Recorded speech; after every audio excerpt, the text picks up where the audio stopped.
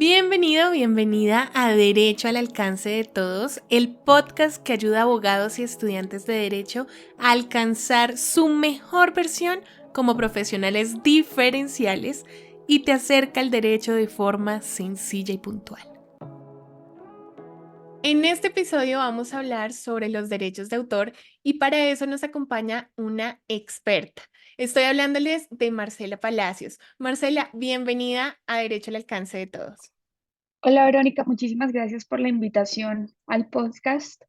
Va a ser muy interesante. Claro que sí. Marcela, porfa, cuéntanos un poquito de ti y tu experiencia en el tema de derechos de autor. Bueno, yo soy abogada de la Universidad César Arboleda, Bogotá. Tengo una maestría que hice en American University Washington College of Law en propiedad intelectual y un PhD en Derecho de Autor que hice en la misma universidad. Actualmente la American University pues es rankeada dentro del top 10 en Estados Unidos en IP, que es como se le conoce a la propiedad intelectual. Tengo 13 años de experiencia en investigación, asesoría, litigios en materia de propiedad intelectual y para este año 2024 la publicación Best Lawyers me reconoció como una de las mejores abogadas en Colombia en el área de propiedad intelectual. Como ven, estamos en excelentes manos. Doc, para ir calentando motores, ¿cómo podemos entender los derechos de autor? Bueno, los derechos de autor es un área de la propiedad intelectual. Cuando nosotros hablamos de propiedad intelectual, es el género, ¿sí? Y la propiedad intelectual tiene unas especies. Entonces, el derecho de autor es una especie de propiedad intelectual que tiene como objeto la protección de una obra del ámbito artístico, científico o literario que sea susceptible de ser reproducida o divulgada. En otras palabras, ¿qué significa? El derecho de autor lo que viene a proteger son creaciones del intelecto que sean del ámbito literario o artístico y que se hayan exteriorizado. Ese es uno de los requisitos principales, es decir, que el autor lo haya dado a conocer al público. Este punto es muy importante porque es una de las diferencias principales que hay entre el derecho de autor colombiano y, por ejemplo, lo que sería el copyright en Estados Unidos. En Estados Unidos, para que el derecho de autor proteja una obra, esta obra tiene que estar sí o sí fijada en un soporte material. Eso significa que las obras verbales no están protegidas. En Colombia no es así. En Colombia el requisito solo es exteriorizarlo, lo que quiere decir que una obra verbal u oral también puede estar protegida por el derecho de autor. Entonces, el derecho de autor básicamente cubre muchísimas cosas y muchísimos ámbitos. Casi todo lo que hacemos hoy en día está protegido por el derecho de autor. Solo para darles algunos ejemplos, el derecho de autor, en lo más típico, protege los libros, las canciones, los poemas, protege, por ejemplo, la arquitectura, protege las coreografías, protege los sermones, los discursos políticos, protege las esculturas, protege, como pueden ver, una amplia gama de obras de diferentes índoles.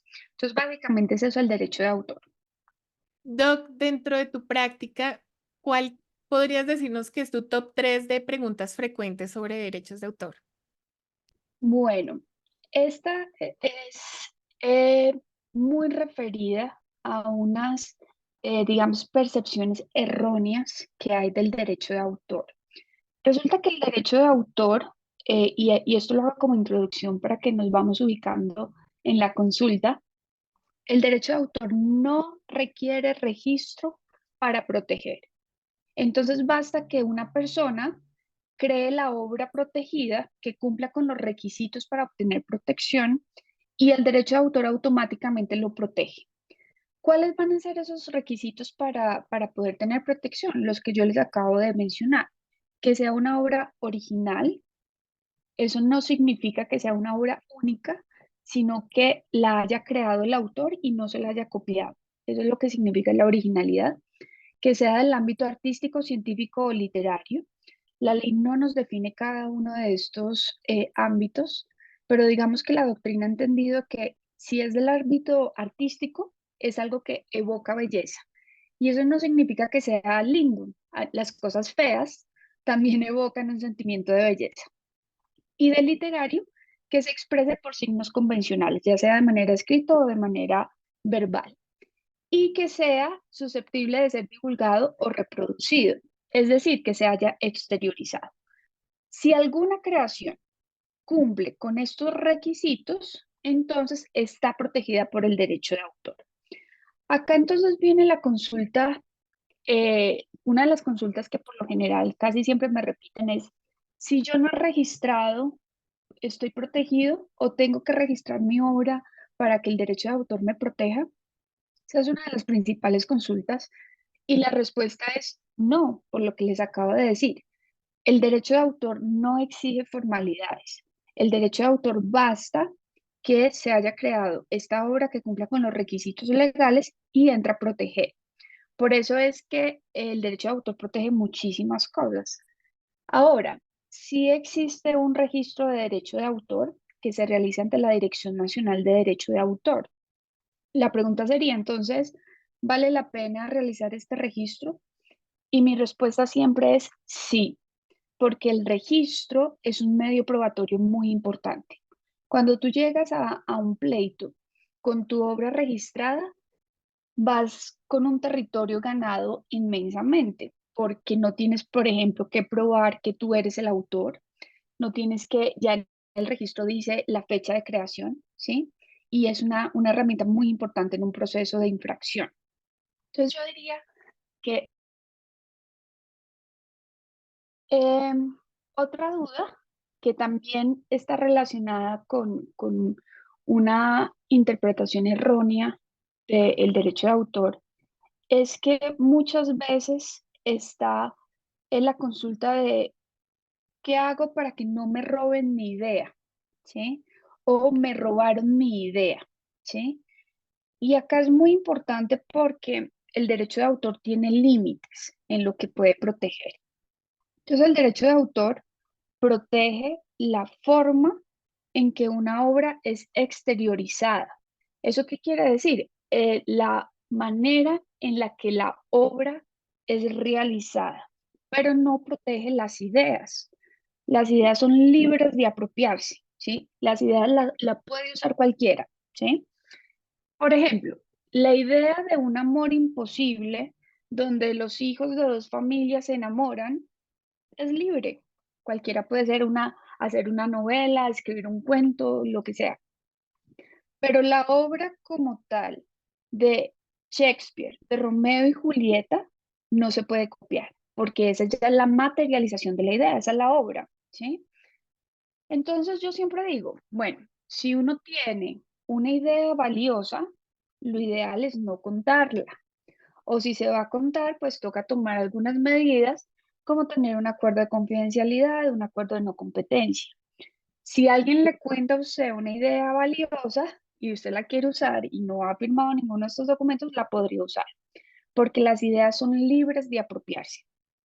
El derecho de autor no protege las ideas. Esa sería como la segunda. Y la tercera, que está también un poco relacionado con malentendidos de lo que hace el derecho de autor, es si, por ejemplo, cuando se infringe el derecho de autor. Esto es muy importante porque por lo general pensamos que el derecho de autor solo se infringe por medio del plagio, de lo que llamamos plagio. ¿Qué es lo que la doctrina ha llamado plagio? Porque la ley no define lo que es plagio. Se ha entendido que es plagio cuando yo hago pasar una obra ajena como propia, ¿sí?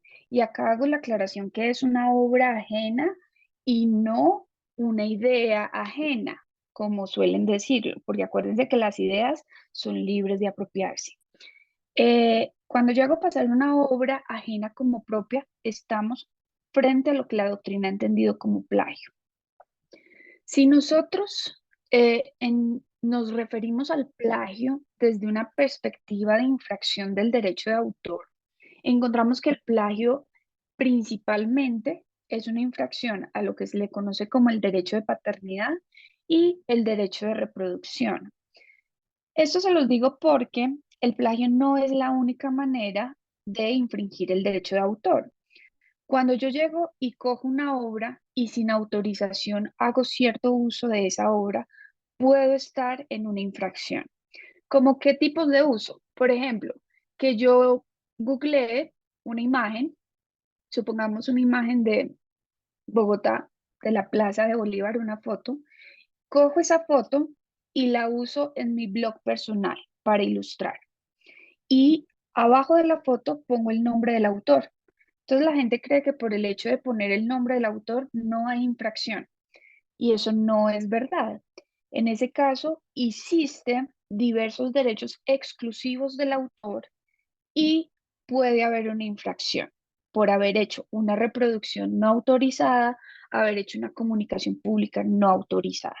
Entonces, digamos que estas consultas llegan mucho a mi oficina y están muy relacionadas con eh, interpretaciones o entendimientos erróneos del derecho de autor, porque desafortunadamente hay como, a pesar de que es algo que protege casi todo lo que hacemos a diario, hay mucha desinformación respecto de qué es lo que hace el derecho de autor y qué no hace el derecho de autor.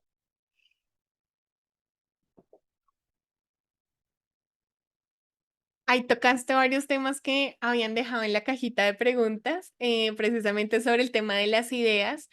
Y siento que aquí, ya que has hablado como de los retos, podemos dirigirnos ahí. ¿Cuáles crees que son los principales retos de los derechos de autor que están abordando las personas que se dedican a esta área del derecho? Mira, los principales retos en este momento se presentan en diversas áreas.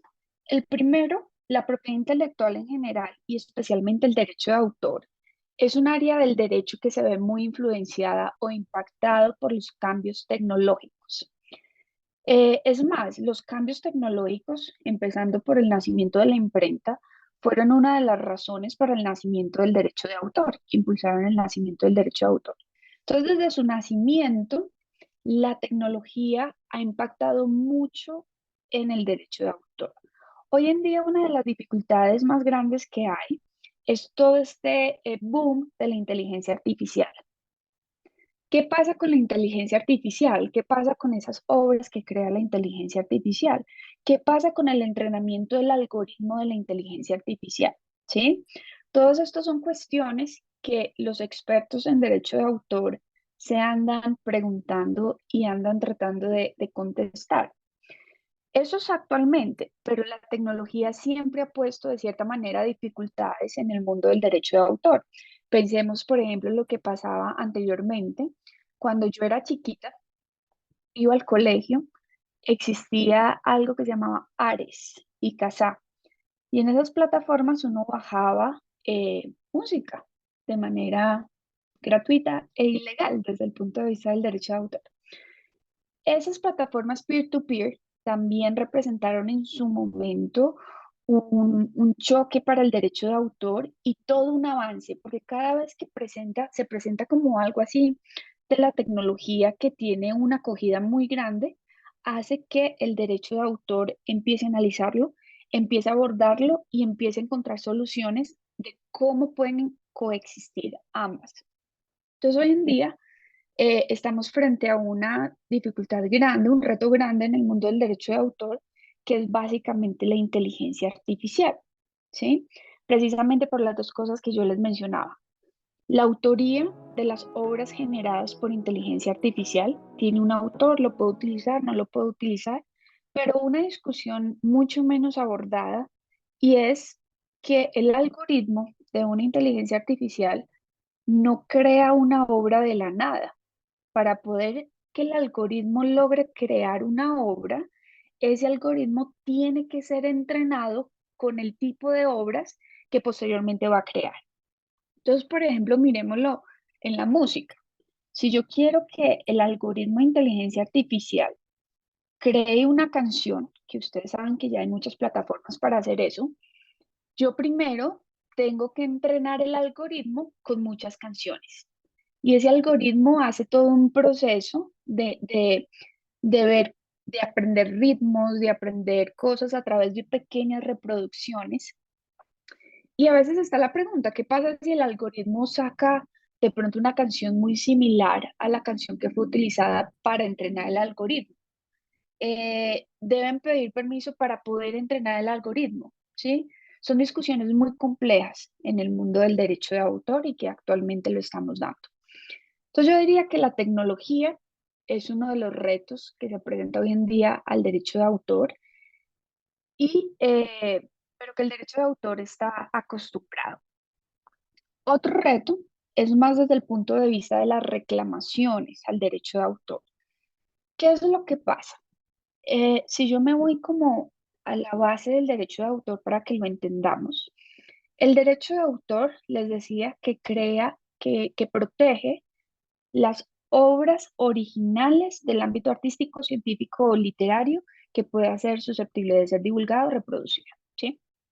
¿Y cuál es la protección que el derecho de autor otorga? El derecho de autor, como la propiedad intelectual en general, es un monopolio. Significa que otorga unos derechos exclusivos que solo el artista o el titular va a poder realizar. Cualquier tercero que no sea el autor o la ley, pues la ley no es un tercero, pero cualquier persona que no sea el autor o el titular, si va a hacer un uso de la obra, requiere autorización o de la ley o del autor o titular. Entonces les pongo el ejemplo que les ponía ahorita. Si yo me meto a Google y voy a utilizar una foto, yo necesito pedirle autorización al titular si previamente la ley a mí no me autoriza hacerlo, ¿sí? La ley autoriza unos usos muy específicos. ¿Cuáles son estos derechos? Estos derechos se dividen en dos grupos de derechos. Vamos a tener el derecho moral y el derecho patrimonial. El derecho moral está dirigido a proteger una relación muy especial que hay entre autor y obra. Y digo una relación muy especial porque a cualquiera que le han copiado una obra sabe la rabia que eso da, ¿sí? Pongámoslo en un ambiente laboral. Cuando el jefe, por ejemplo, le dice a uno escriba un artículo, uno escribe el artículo y el artículo efectivamente se publica, pero con el nombre del jefe y el nombre de uno no aparece en ningún lado, se indigna demasiado. Porque hay una, se entiende, por ejemplo, en la jurisprudencia colombiana, que el autor, al momento de crear la obra, imprimió su alma en esa obra. Por eso se dice que hay una conexión muy fuerte entre autor y obra. Esos son los derechos morales, son 5, pero el derecho que todos conocemos y el principal es el derecho de paternidad. El derecho de paternidad es mi derecho a ser mencionado o no, yo puedo decidir no ser mencionada, con cada uso que se hace de mi obra. Entonces, por eso cada vez que yo hago un uso de una obra, tengo que mencionar al autor, por ese derecho moral de paternidad. Pero existen unos derechos patrimoniales que van dirigidos a proteger la explotación de la obra, ¿sí? Eh, y de cierta manera que el autor pueda recibir ingresos, regalías por la explotación que se hace de la obra. Estos derechos son derechos exclusivos, como les decía. Solo el autor lo puede realizar o autorizar a que otra persona lo realice o la ley. ¿Cuáles son estos derechos? Estos derechos son el derecho de reproducción, el derecho de distribución, el derecho de comunicación pública, el derecho de transformación, ¿sí? No voy a entrar en detalle en cada uno de ellos, pero básicamente cualquier uso que yo haga de una obra puede involucrar cualquiera de estos derechos. Y repito, si el autor o la ley no me autorizó, estoy frente a una infracción. Ahora, ¿cuál es la dificultad después de dar todo esta introducción? Cuando nosotros nos vamos a un pleito y efectivamente hay un uso no autorizado de una obra, es fácil probar que hubo un daño, porque se entiende que hay daño cuando se hace un derecho exclusivo del autor sin autorización, pero es muy difícil probar el monto del daño. ¿sí? Son dos cosas distintas. En un proceso judicial, para que a mí me indemnicen en Colombia, yo tengo que probar que hubo un hecho, un nexo causal, un daño y el monto del daño, ¿sí? ¿Cuánto cuesta ese daño que tú me causaste? ¿Por qué es difícil probarlo? Porque muchas veces resulta que se generan infracciones de autores que quizás nunca han vendido su obra, ¿sí? Jamás. Y los infractores no han recibido un solo peso por la infracción. Entonces, pongámoslo en el caso que yo ya les he mencionado varias veces, que me meto a Google, googleo Plaza de Bolívar, encuentro una foto que me gusta y la pongo en mi blog. Efectivamente, ahí yo necesitaría autorización para reproducir y comunicar. No la pedí, estoy bajo una infracción. Cuando vamos a ver, el autor puede reclamar, pero resulta que ese autor no ha vendido ni una sola foto en su vida. Ha tomado muchas fotos, pero no ha vendido ni una sola foto en su vida. Entonces no tenemos prueba de cuánto, cuánto es el lucro cesante de ese autor. Y resulta que yo lo puse en mi blog, que no vendo nada, que nadie de pronto lee o de pronto una o dos personas leen, que no genera nada. Entonces el infractor tampoco generó nada. ¿Cuál es el monto del daño? Ahora, uno sí podría contratar un perito para que a través de un estudio y de casos análogos me diga en el mercado cuánto puede costar esa foto. Pero, ¿qué es lo que pasa? Por ejemplo, el mercado de las fotos. Yo trabajo muchísimo con fotógrafos y resulta que el mercado de las fotos, una foto bien paga puede estar en 300.000 pesos y si es portada de una de índole nacional, puede valer de 2 a 4 si logras portada. El caso es que un perito eventualmente me puede costar a mí de 3 a 7 millones para que me diga que la infracción vale 300.000. No es rentable económicamente, ¿sí? ¿Qué se ha hecho al respecto en el momento? Hace pues muchos años, no, en el 2018, con la ley 1915, se estableció en derecho de autor un sistema de indemnizaciones preestablecidas. Hace poco, la Dirección Nacional de Derecho de Autor sacó un proyecto de regulación de esas indemnizaciones preestablecidas. Todavía no lo han regulado, hasta ahora es el proyecto. Y lo que busca es que una vez uno logre probar el daño, la ley establece el monto del daño, ¿sí? Entonces es una manera que se tiene para poder, de cierta manera, facilitar las reclamaciones. Porque uno de los problemas, desde mi opinión, es que las industrias entonces han acudido al derecho penal para infractores de derecho de autor, que en mi opinión, esto ya es súper personal, el derecho penal debería ser la última reacción, ¿sí? No, no debería usarse para todo. Entonces yo creo que este mecanismo puede ser algo bueno si se hace bien, porque también es un mecanismo muy criticado, pero puede traer ventajas si se hace bien. Entonces es uno de los retos.